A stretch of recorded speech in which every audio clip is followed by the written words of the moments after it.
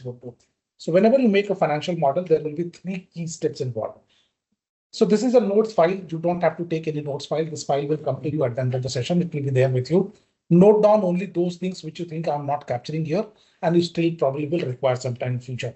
Otherwise, whatever important things I'm telling you, I will keep writing it here. So the first step is conceptualization. Somebody in the team should be very clear how the model is going to be. You may not be that person, but your vice president, somebody else senior in the team will very clearly know what is the purpose of the model. How, what client's question is it serving? So you're generally making a model for your client, for yourself.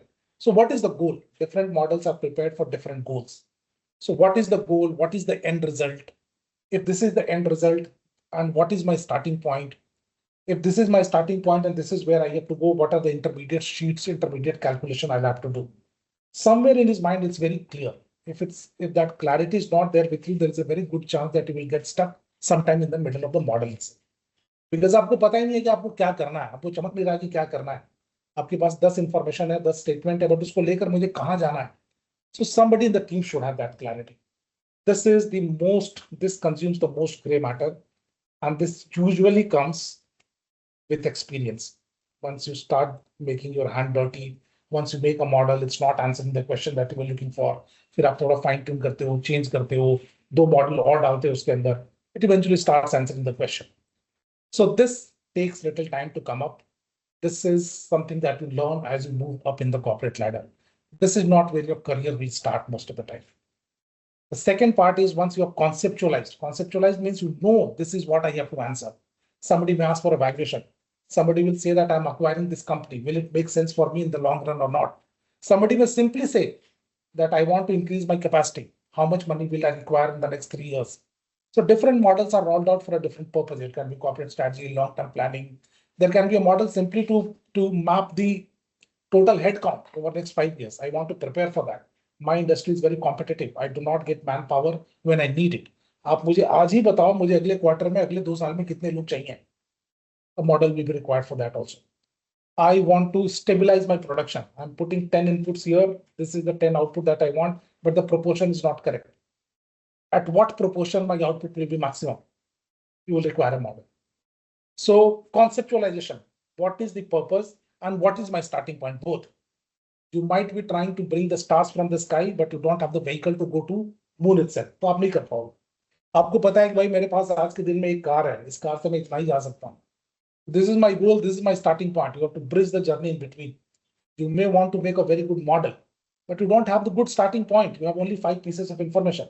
So you have to start from there. The world is not going to wait for you to collect more information.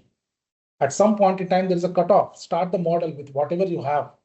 Assume, plug the numbers, do something, but reach to the final point. Client is paying you to get the model delivered within the time.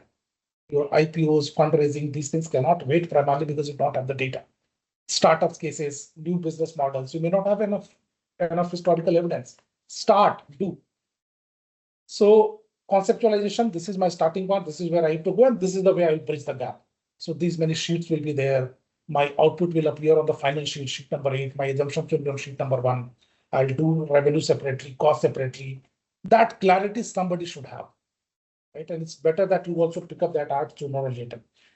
The second thing, once you have conceptualized where I have to land up and what is my starting point, then you know what are the gaps. So you will have to see the art of making assumptions. So this is the art of making assumptions. It's again science and art both, but we generally call it an art primarily because there is a lot of subjectivity involved in this as well. So this is the second step. You know, this is my starting point. I won't reach here. Now, these starting points, do you have a number?